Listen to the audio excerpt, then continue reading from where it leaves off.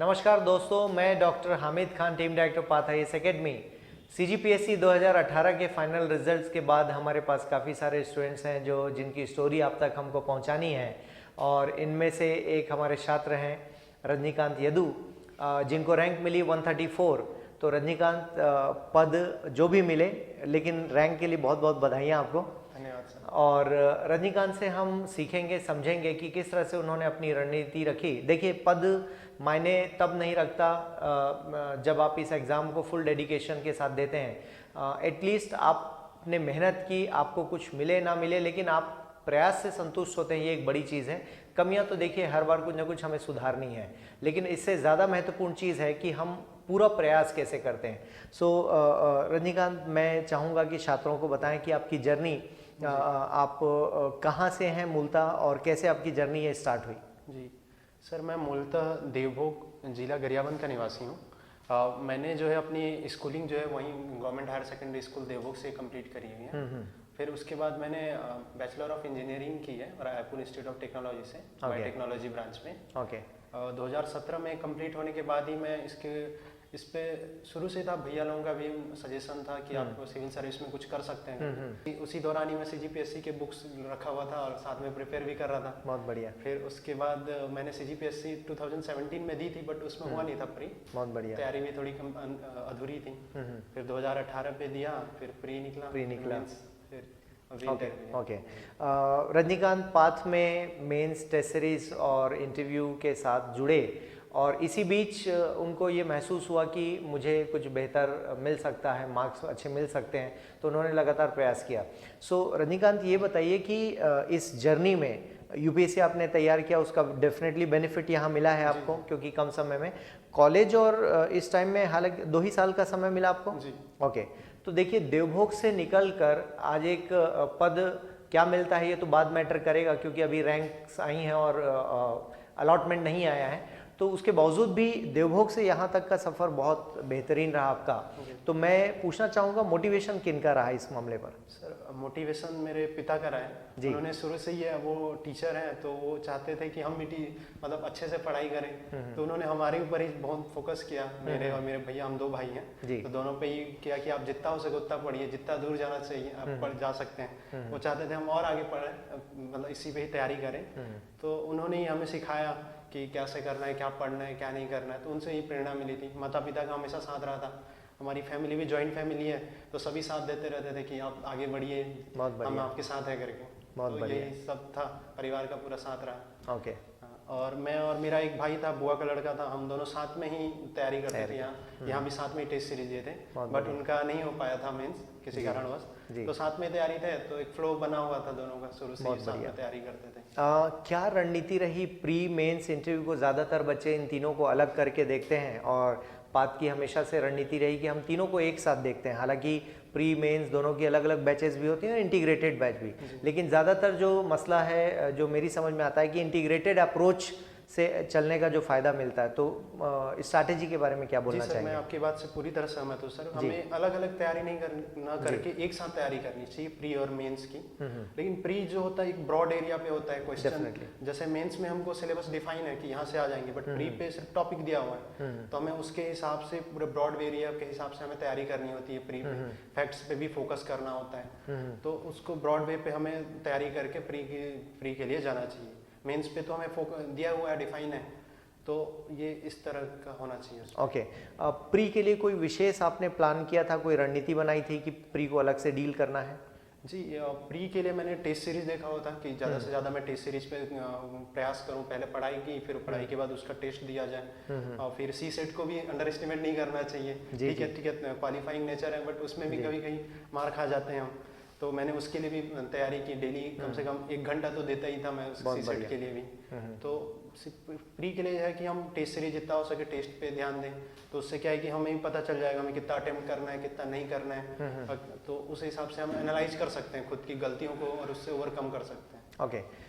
Mains में जो सबसे महत्वपूर्ण भूमिका है वो राइटिंग है, बिकॉज रिटन एग्जाम है, तो ऑब्वियसली उसको कैसे प्लान किया? टेस्ट सीरीज के साथ पढ़ाई को कैसे बैलेंस करते थे? पाथ में जब लगातार आप टेस्ट दे रहे थे, उस दौरान आपको पढ़ना भी होता था, और घर पर किस तरह का आपका शेड्यूल होता था? जी सर, सर इस पे क्या होता था, जैसे सीजीपीएससी की बात होती है कि ये फैक्ट होता है बोलते हैं, बट मुझे लगता है कि अब ये फैक्ट से ज़्यादा कॉन्सेप्ट पे बढ़ने लग गया है। कहीं ना कहीं इसका नेचर भी यूपीएससी की टाइप होने लगा है। इस बार भी बहुत सारे ऐसे क्वेश्चन आए जो कॉन्सेप्चुअल थे, तो हमें भी उस हिसाब से आंसर राइटिंग करनी होती है उस पर, कि हम फैक्ट नहीं लिख सकते, साथ में कुछ कॉन्सेप्ट ऐड करके हम लिखें। तो इस पर टेस्ट सीरीज ने बहुत हेल्प की है। पाथ की जो टेस्ट सीरीज थी उसमें क्वेश्चन जो थे वो फैक्ट की तरह भी थे और कॉन्सेप्ट की तरह भी थे, और साथ ही साथ उसके हमें जो आंसर शीट मॉडल आंसर जी, तो वो भी पता चल जाता था कि हम कहाँ गलती कर रहे हैं, कहाँ नहीं कर रहे हैं, कहाँ हमें सुधार करना है, और आपका मार्गदर्शन भी साथ में ही रहता था हमारे। तो हमें खुद ही की गलतियों से ही सीखना को मिल जाता था। टेस्ट सीरीज जो होती है हमारी उंगलियों के स्ट्रक्चर को चेंज कर देती है, बहुत बढ़िया, वर्ण तो चेंज हो जाता है, बट वही उंगलियों का स्ट्रक्चर हमारे करियर के स्ट्रक्चर को बना देता है। बहुत बढ़िया। तो टेस्ट सीरीज जो है इसको हमारे करियर के संवारने के लिए अच्छा प्रयास है। घर में किस तरह की पढ़ाई करते थे आप? जैसे लाइक कुछ बच्चे होते हैं जो नोट्स बनाकर पढ़ते हैं, कुछ का होता है कि सर जो कोचिंग ने नोट्स दे दिया सिर्फ उससे पढ़ना है, और किस तरह से उसको आपने प्लान किया घर पर? मैंने जैसे किया था कि कोचिंग के नोट्स ठीक है यहाँ मिल जाते थे, लेकिन हमें क्या करना चाहिए कि खुद के कुछ जैसे टॉपिक है उसके ऊपर हम अपना कुछ काम कर लें, कुछ नोट्स बना लें या कुछ लिख लें उसके बारे में, ताकि रिवीजन में काम आ सके, रिवीजन में काम आए और आंसर में हम उसको ऐड ऑन कर सके, क्योंकि जो नोट्स मटेरियल सबके पास वही है, सब वही लिखेंगे, लेकिन जो हम अपने से कुछ ऐड ऑन करेंगे तभी उसका बेनिफिट हमें मिल पाएगा। तो मैं उसके लिए अलग से थोड़ा सा पढ़ाई कर लेता था कि कुछ लिख लें छोटे छोटे टॉपिक्स पे, जैसे दर्शन शास्त्र के थे उसके हमें मिल जाते थे स्टडी मटेरियल, आपके यहाँ से मिले हमें पाठ के यहाँ से, बट साथ ही साथ मैं उस पर कुछ अपने से देखता था इंटरनेट के माध्यम से, ताकि मैं कुछ और ऐड ऑन कर सकूं। बहुत बढ़िया। करंट अफेयर्स का एक बहुत बड़ा रोल रहता है प्रीलिम्स और मेंस दोनों में, तो इसको लेकर आपने कैसे प्लान किया करंट अफेयर्स को लेकर? सर करंट अफेयर्स के लिए मैंने क्या किया कि मैं जितने डेली करंट अफेयर्स फॉलो करता था, पीआईबी हो गया या कुछ साइट्स हैं उनसे डेली करंट्स नोट करता था। रात को मैं कम से कम 1 घंटा जरूर देता था, उसके बारे में नोट्स लिख लेता था। इससे क्या होता था कि नोट्स बनाने से एक तो याद रह जाता है कि हमने इसे कहीं देखा है, तो वो जब हम क्वेश्चन देखते हैं तो स्विच आ जाता है कि हाँ इसे कहीं तो पढ़ा हुआ है, तो हम उसे एलिमिनेट करने में काम आ जाता था ये प्री के टाइम पे। तो मैं इसे अपने से नोट्स बनाता था। ओके। कोई विशेष अखबार, अच्छा आपका मीडियम क्या रहा इसमें? जी सर मेरा मीडियम हिंदी मीडियम था। तो कोई अखबार आपने फॉलो किया, लोकल अखबार और राष्ट्रीय स्तर का अखबार, इस तरह से कोई कॉम्बिनेशन था आपके पास? जी सर मैंने राष्ट्रीय स्तर पर दैनिक जागरण राष्ट्रीय संस्करण फॉलो किया था, और यहाँ छत्तीसगढ़ के लिए नवभारत फॉलो किया था। ओके, तो इसके आप नोट्स बनाते थे? जी, और साथ ही साथ पीआईबी के भी और जो डीपीआर छत्तीसगढ़ वाले थे जल सूचना के, उनसे भी बना लेते। ओके, तो ये डेट वाइज बनाते थे आप या फिर टॉपिक वाइज बनाते थे, कैसे बनाते थे? सर जैसे पीआईबी पे आया उसमें क्या मंत्रालय के हिसाब से कुछ आते थे, तो उसके कोई नया अनाउंसमेंट हुआ है, कोई भारत और किसी के साथ कोई वैदेशिक संबंध हुई है उससे रिलेटेड नोट्स आता था, तो मैं उसे कॉन्सेप्टुअल वाइज बना लेता था।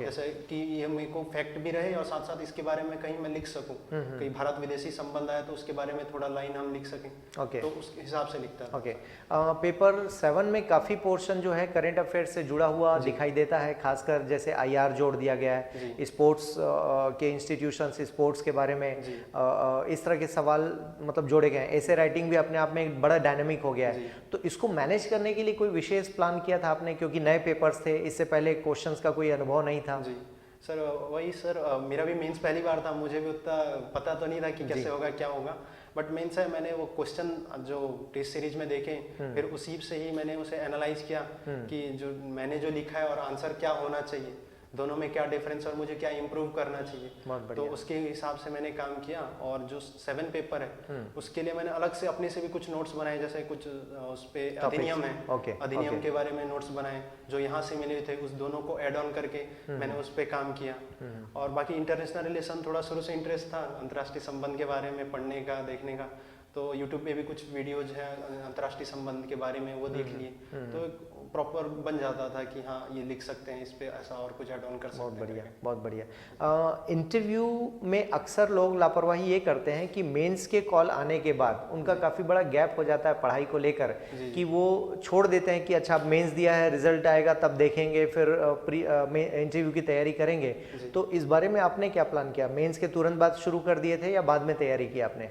सर मेंस के तुरंत बाद मैंने जो है, कई लोग क्या करते हैं कि टच से ही खो देते हैं, न्यूज़पेपर पढ़ना आदि छोड़ देते हैं शायद, तो मैंने न्यूज़पेपर कंटिन्यू रखा और था कि उम्मीद तो थी कि हाँ मेंस क्लियर हो जाएगा, तो एक पॉजिटिव एनर्जी के साथ ही मैं उसे पढ़ाई जारी रखा था कि कुछ सब्जेक्ट के भी देख लो, करंट अफेयर्स भी पता रहे कि कल को कोई पूछे तो उसका जवाब तो दे सकें। तो मैंने फॉलो किया हुआ था, साथ ही साथ न्यूज़पेपर हो डेली, और नोट्स तो बनाता ही था करंट अफेयर्स का, तो उससे एक रिवाइज भी हो जाता था। ओके, आपको ऐसा कहीं पर लगा कि आपकी जो तैयारी है उसमें ये डूज एंड डोंट्स है, मतलब ये करते और ये नहीं करते तो और फायदा होता है, ऐसी कोई चीज़ जो शेयर करना चाहेंगे? हाँ सर, मुझे अभी लगता है कि मैं और नंबर गेन कर सकता था, कहीं ना कहीं मुझसे कहीं ना कहीं तो कमी हुई है। सर मुझे लगता है कि मुझे और राइटिंग पे थोड़ी और काम करना चाहिए था। मेरी राइटिंग थोड़ी सी स्लो है, मुझे ऐसा लगता है। अच्छा, टाइम का इशू, कुछ क्वेश्चन छूटे हैं आपसे? छोटे तो नहीं है सर, बट थोड़ा और इम्प्रूव हो सकता था, क्वालिटी इम्प्रूव कर सकते थे। क्वालिटी इम्प्रूव हो सकती थी, और कुछ और सब्जेक्ट्स के नॉलेज पे उस पे काम किया जा सकता था कि और लिख सकते हैं हम, थोड़े से शब्दों पे बहुत कुछ और लिखा जा सकता था, तो उस पे काम करने की जरूरत है, मुझे ऐसा लगता है। ओके, इंटरव्यू के बारे में मैं जानना चाहूँगा कि किनका बोर्ड था और किस तरह के सवाल हुए?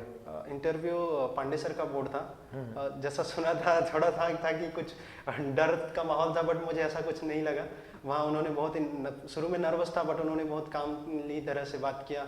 मेन शुरू से ही पूछे मेंस कैसा गया, तो मुझे भी थोड़ा अच्छा लगा कि हाँ थोड़ा नॉर्मल तरीके से। फिर एकदम हंसी खुशी वाला ही माहौल था, तो उन्होंने ही बोला कि आपकी आवाज़ अच्छी है, तो मैंने बोला थैंक यू सर करके, तो फिर अच्छा ही था। फिर बायोटेक्नोलॉजी रिलेटेड जो मेरा ब्रांच है उससे रिलेटेड क्वेश्चन आए, कुछ सिचुएशन बेस्ड क्वेश्चन भी थे। जैसे उन्होंने एक क्वेश्चन पूछा हुआ था कि आप कहीं के डीएसपी हैं और आपके काफिले पर नक्सलियों का हमला हो जाता है। अच्छा। तो आप 5 लोग मर जाते हैं, 4 लोग बचे हुए हैं, आप भी घायल, तो आप उन्हें कैसे मोटिवेट करेंगे, खड़े होके बताइए।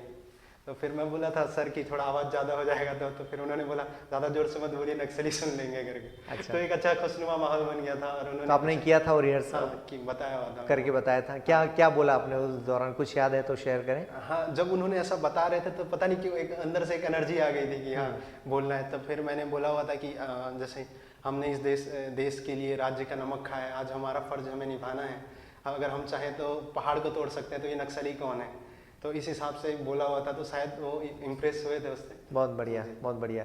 कितने मार्क्स आए थे रजनीकांत आपको? सर इंटरव्यू में मेरे 94 मार्क्स। 94 मार्क्स आए, तो देखिए कितने बढ़िया मार्क्स हैं। और पांडे सर का ये फेवरेट सवाल है, उन्होंने लास्ट ईयर भी हमारे एक छात्र हैं मिस्टर अंकित, उनसे भी ये सवाल किया था उन्होंने, सेम सिचुएशन उन्होंने दिया था, तो आपने अच्छे से डील किया इस सवाल को। और कोई सवाल जो आपको लगता है कि शेयर करना चाहिए स्टूडेंट से? सर जैसे उन्होंने एक सर थे, उन्होंने पूछा हुआ था कि जो राष्ट्रीय स्तर पर स्वास्थ्य योजनाएं चल रही है, जैसे आयुष्मान भारत हो या कुछ और हो, तो फिर राज्य क्यों अपनी योजनाएं बना रही है, अलग से क्यों योजनाएं बना रही है? तो मैंने उत्तर दिया हुआ था कि जैसे राष्ट्रीय स्तर की योजनाएं वो कुछ लिमिटेड लोगों के लिए, सीमित लोगों के लिए तक सीमित है, तो जो राज्य चाहती है कि सभी लोगों को उस स्वास्थ्य योजना का लाभ मिले, तो वो राज्य स्तर पर उनकी योजनाएं बना रही हैं कि ताकि राज्य के प्रत्येक नागरिक को उसका लाभ मिल सके। बहुत बढ़िया। तो शायद वो इस बात से सहमत हुए थे इस पे। ओके, इंटरव्यू के दौरान क्या लगा आपको कि कुछ और भी तथ्यों को शामिल करते तो और अच्छा उत्तर होता? हाँ सर, मुझे लगा कि मुझे कुछ उदाहरण प्रस्तुत करने चाहिए थे कहीं से। वो शायद मैं पहली बार था तो एक घबराहट भी थी, उन्होंने वो भी समझ गया था कि आपका पहली बार है तो आप थोड़ा घबरा रहे हैं करके, तो थोड़ी थी कि यहाँ मुझे कुछ उदाहरण प्रस्तुत करके हुए देते हुए आंसर को देना चाहिए, तो शायद और अच्छा इम्पैक्ट पड़ता उससे, तो इस तरह का बोलना चाहिए था मुझे। ओके, दूसरी चीज़ यार कि आपको जो मार्क्स मिले हैं अच्छे ही मिले हैं, उसके बावजूद भी ऐसे राइटिंग एक बड़ा चैलेंजिंग एरिया है स्टूडेंट्स के लिए, उसके लिए कोई विशेष योजना आपने बनाई थी ऐसे राइटिंग के लिए? सर ऐसे राइटिंग के लिए मैं कोशिश कर रहा था कि कुछ जैसे कुछ टॉपिक्स पे है जो रिसेंट वहाँ पे मुद्दे, जो तात्कालिक मुद्दे चल रहे थे, उनके ऊपर कुछ जैसे 1 पेज या 2 पेज लिखो, 1 दिन या 2 दिन, तो उससे क्या कि एक राइटिंग का फ्लो भी बना रहेगा, और मैं क्या पॉइंट लिख रहा हूँ क्या नहीं लिख रहा हूँ उसे ही पता चलेगा, और उसमें साथ ही साथ मैं कुछ डेटा भी उसमें शामिल करूँ, क्योंकि जैसे उसमें मेंशन है कि डेटा भी उसमें शामिल होना चाहिए, कुछ तथ्य डालने जी, तो वो कोशिश करूँ कि कुछ डेटा याद भी रहे मेरे को, तो उन्हें ऐड ऑन कर सकूँ, जैसे चंद्रयान के बारे में कुछ हो तो उसे भी ऐड ऑन कर सकूँ, तो इस तरह डेटा के बारे में तो प्रैक्टिस करता था मैं इस तरह। ओके, तो इनको आपने पहले से तैयारी कर रखा था कि कुछ तथ्य होने चाहिए, कुछ भूमिका बांध रखी थी आपने पहले आंसर्स के लिए, वेरी गुड, मैं डाल सकूं ऐसे राइटिंग पे। ओके, क्या एनसीईआरटी भी आपने अलग से पढ़ रखा था? क्योंकि आप वैसे तो यूपीएससी आपने तैयारी किया है तो एनसीईआरटी आपने पढ़ा होगा, बट सीजीपीएससी के लिए भी क्या आपने विशेष रूप से तैयारी की थी? CGPSC के लिए सर मैंने हिस्ट्री और जैसे कुछ सब्जेक्ट्स हैं, जैसे बेसिक सब्जेक्ट्स हैं, उनके लिए NCERT शुरू से प्रिपेयर करी हुई थी। तो उसी से क्लास नोट्स भी थे मेरे। उसका लाभ मिला आपको? हाँ, NCERT पढ़ने का लाभ मिला CGPSC में? जी, जैसे मिला हुआ है बहुत सारी चीज़ों पे। जैसे आजकल जैसे मैंने बताया कि ये फैक्ट से अब कॉन्सेप्ट पे बढ़ रहा है हमारा CGPSC भी, तो उसमें जो NCERT हमें कॉन्सेप्ट प्रोवाइड कराता है बहुत सारी चीज़ों, कॉन्सेप्चुअल मटेरियल, तो वहाँ ऐड ऑन करने पे वो हमारे मार्क्स को इंक्रीज कर सकता है, मुझे ऐसा लगा। तो मैंने उसे पढ़ा हुआ था, फॉलो करा हुआ था CGPSC पे। ओके। तो कुल मिलाकर एक रणनीति बनाकर आपने तैयारी की, उसका फ़ायदा मिला और विद इन 2 इयर्स आप सफलता तक भी पहुंच जाते हैं, ये एक बहुत अच्छी बात है। आगे आपकी क्या रणनीति होगी? आगे भी आप UPSC देना चाहेंगे और PSC देना चाहेंगे?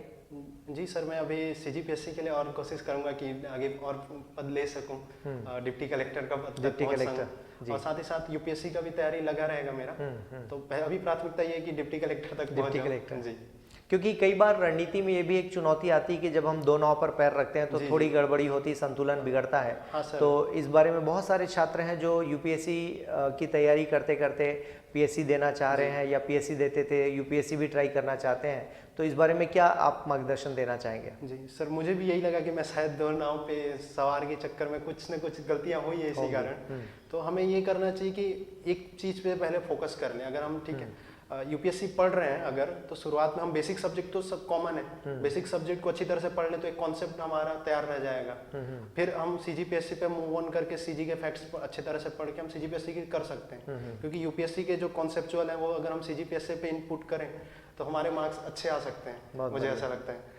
तो वो अगर हम ये कर सकते हैं तो ऐसा करना चाहिए, बट स्पेशली हमें फोकस करना चाहिए। अगर हम स्टेट PCS दे रहे हैं तो स्टेट PCS को अच्छी तरह फोकस कर लें, ये हो जाए तो फिर आगे बढ़ना चाहिए एक सीढ़ी से दूसरी सीढ़ी पे। बहुत बढ़िया। दिन भर में क्या शेड्यूल रहता है, कितने घंटे आप पढ़ाई कर लेते हैं? सर दिन भर में ऐसा था तो नहीं कि हमेशा पढ़ाई करना था, साथ ही कुछ और एक्टिविटी हो, जैसे यूट्यूब में कुछ और देखना हो, कुछ करंट के नोट्स आ गए उनको देखना हो हो जाता था। जैसे अगर दिन भर के अगर 12 घंटे की बात किया जाए तो 6-7 घंटे तो हो ही जाती है मिनिमम पढ़ाई कर रहे थे। जी, कई बार जो डिस्ट्रैक्शन है सोशल मीडिया और अदर मीडिया से भी होते हैं, तो इस बारे में क्या सलाह देना चाहेंगे? कितना बैलेंस किया आपने अपने आप को? जी सर, जैसे किसी भी चीज़ के प्रोज और कॉन्स होते हैं, वैसे ही सोशल मीडिया के भी हैं। अब वो हमारा कॉल लेता है कि हमें क्या करना है। बहुत बढ़िया। जी, तो मैं सोशल मीडिया को क्या होता था कि मैंने जैसे फेसबुक वगैरह पे उतना एक्टिव नहीं रहता था, मैं ट्विटर पे देख लेता था कि कहीं कुछ रिसेंट मुद्दे हो रहे हैं, कहीं किसी का ट्वीट है, क्या बात है, लोगों का क्या ओपिनियन है, तो उस पर फॉलो कर लेता था और देखता था। सोशल मीडिया पे टेलीग्राम हो गया या फिर व्हाट्सअप वगैरह पे ग्रुप वगैरह है, वो अच्छी नॉलेज शेयर कर लेते थे। ग्रुप कोचिंग्स के मटेरियल हैं, 5 IAS के ही हैं, वो करंट अफेयर्स के नोट्स वगैरह आ जाते थे, तो वो काम आ जाते थे। तो इन सब चीज़ों के लिए सोशल मीडिया बहुत ही अच्छी चीज़ है। तो स्टूडेंट्स को चाहिए कि इन सब चीज़ों पे फोकस करें, ना कि अदर चीज़ों में। जी, ओके। ओवरऑल पाथ का सपोर्ट कैसा रहा आपके लिए? क्या कोई विशेष चीज़ जिसको हाईलाइट करना चाहेंगे आप? जी सर, मैं एक्चुअली मैंने 2-3 जगह पे भी देखा, तो जितना मैंने इन्वॉल्वमेंट अदर कोचिंग पे जैसे डायरेक्टर का देखा, कहूँ तो 10 गुना ज़्यादा मैंने आपका यहाँ देखा है। आपका जैसे मेंस में भी आपने हमें सिखाया, इंटरव्यू में भी आपने बताया, आप रात भर 9-9, 10-10 बजे तक हमारे साथ रुके और हमें समझाया कि क्या करना चाहिए, क्या नहीं करना चाहिए। तो ऐसा इन्वॉल्वमेंट मैंने कहीं नहीं देखा सर, तो उसके लिए बहुत बहुत शुक्रिया। धन्यवाद। और सर टेस्ट सीरीज की बात किया जाए, टेस्ट सीरीज में भी क्वेश्चन बहुत ही अच्छे थे। उससे मुझे तो लगता है, जैसे मैंने दर्शन शास्त्र का था, जैसे दर्शन शास्त्र का पेपर था, उससे थोड़ी देर पहले मैंने यहीं के जो आंसर्स मटेरियल थे वो पढ़ा हुआ था, तो उसमें से कम 4-5 क्वेश्चन तो वहीं पे आ गए थे, एज इट इज आ गए थे। बहुत सारे हिस्ट्री वगैरह से भी आए थे, तो बहुत ही हेल्पफुल हुआ था। टेस्ट सीरीज वगैरह पे जो आंसर राइटिंग पे हम जो चेक करते थे सर मैम जो भी हैं, तो उनकी जो हमारी गलतियाँ हैं वो हमें पता चल जाती थी, कहाँ पर क्या करना चाहिए, तो एक प्रॉपर रिपोर्टिंग हमें मिल जाती थी, तो हम उससे और इम्प्रूव कर सकते थे। तो बहुत ही हेल्पफुल किया है पाथ IAS अकेडमी ने, इसके लिए मैं धन्यवाद कहना चाहूँगा पाथ IAS अकेडमी का। इंटरव्यू के लिए भी, मॉक इंटरव्यू वगैरह पे भी बहुत अच्छी मेरी गलतियों का पता चला। हाँ, तो ओवरऑल बहुत ही अच्छा एक्सपीरियंस। ठीक है, धन्यवाद। एक और डिफरेंट सवाल है मेरा कि देवभोग के युवाओं को आप क्या, क्योंकि आपको ज़रूर देवभोग के छात्र भी देखना चाहेंगे और ज़रूर देखेंगे इस रिकॉर्डिंग के बाद, सो देवभोग के छात्रों को क्या मैसेज देना चाहेंगे? क्योंकि कई बार होता है हम मान लेते हैं कि हमसे कुछ नहीं होगा, व्यवस्थाओं में कमी है, बहुत सारी कमियों को आपने भी देखा है, उसके बावजूद भी आप यहाँ तक पहुँचे और आज हम लोग एक इंटरव्यू रिकॉर्ड कर रहे हैं आपकी सफलता के बाद, तो क्या मैसेज देना चाहेंगे देवभोग के युवाओं को? जी सर देवभोग में क्या है कि लोगों में उच्च शिक्षा के प्रति रुझान कम है, तो मैं चाहूँगा कि आप अभी वहाँ कॉलेज वगैरह भी खुल गए हैं, तो साथ ही साथ आप कंपटीशन एग्जाम पे या किसी भी फील्ड में जाना चाहते हैं तो आप पैसिनेट होकर उस चीज़ पे काम करिए, वो हार्ड वर्क करिए, स्मार्ट वर्क किए, आप ज़रूर सफल होंगे। मैं बहुत सारे युवा साथी हैं जो टैलेंट है, बट आप टैलेंट का सही तरह से उपयोग करेंगे तो आप ज़रूर आगे जाएंगे। जी। दूसरा एक और मेरा सवाल है कि छत्तीसगढ़ में विशेष रूप से क्या योगदान देना चाहेंगे? छत्तीसगढ़ का कोई ऐसा मामला जिसको आप इम्प्रूव करना चाहते हो? जॉब पोस्ट जो भी मिले, पद जो भी मिले, उसके बावजूद भी एक दिली इच्छा होती कि छत्तीसगढ़ के इस मामले पर मैं काम करूंगा, तो क्या वो पक्ष होगा जिस पर आप काम करना चाहेंगे? सर जैसे छत्तीसगढ़ है, ये प्राकृतिक और जैव विविधता से परिपूर्ण है, बहुत बढ़िया। तो हम चाहते हैं कि छत्तीसगढ़ में इको पर्यटन का बहुत अच्छा अवसर है, हम इसे अच्छे से डेवलप कर सकते हैं। तो इसके ऊपर काम मैं करना चाहूँगा या करवाना चाहूँगा, कैसा बहुत बढ़िया। अभी जहाँ भी रहूँ तो मैं इस पर चाहूँगा कि छत्तीसगढ़ में इको पर्यटन को बढ़ावा दिया जाए। जैसे कहीं जंगल है, जंगली क्षेत्रों पे कनेक्टिविटी, रोड कनेक्टिविटी बढ़ाया जाए, पर्यटन के लिए इस पे बढ़ाया जाए, आध्यात्मिक पर्यटन को भी हम बढ़ाया जा सकते हैं। बहुत बढ़िया। तो इसके लिए चाहिए कि हमें 4 प्रिंसिपल, जैसे मैं समझता हूँ, सेफ्टी एंड सिक्योरिटी, नक्सली का जो हमारे यहाँ समस्या है उस पे ऊपर थोड़ा काम किया जाए, तो लोग जो है राज्य को समझे, राज्य की कि ये जो है सुरक्षित स्थल है। फिर एकोमोडेशन की व्यवस्था हो जाए संबंधित क्षेत्रों पे, कम्युनिकेशन संचार की व्यवस्था हो, तो ये कर सकते हैं हम इसमें। बहुत बढ़िया। सो इस तरह से हम देख सकते हैं कि रजनीकांत ने किस तरह से मेहनत की और अपने विचारों और अपने शुद्ध विचारों, अपनी मेहनत, लगन, डेडिकेशन के साथ उन्होंने यहाँ तक की जर्नी पूरी की, और ऐसा आप सभी भी कर सकते हैं, कोई असंभव बात नहीं है। और आप देख रहे हैं कि लगातार ये हमारे राज्य के युवा प्रतिभागी अपने आप को साबित करते जा रहे हैं, आगे बढ़ते जा रहे हैं। संसाधनों की कमी है, उसके बावजूद भी कहीं रुके नहीं, कहीं थके नहीं, आगे बढ़ते चले। तो इन्हीं सब संदेश के साथ हम आपका धन्यवाद करना चाहते हैं बहुत बहुत, और ढेर सारी शुभकामनाएं कि आप यूपीएससी में भी सिलेक्शन लें और छत्तीसगढ़ में भी आप डिप्टी कलेक्टर के पद पर आएँ, और इस देश को, इस राज्य को आपकी आवश्यकता है।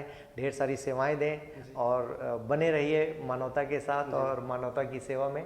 तो आपका बहुत बहुत धन्यवाद यहाँ आने के लिए। सर, आपका भी। और लगातार आप दर्शकों से निवेदन है कि आप अपने सवाल पूछिए।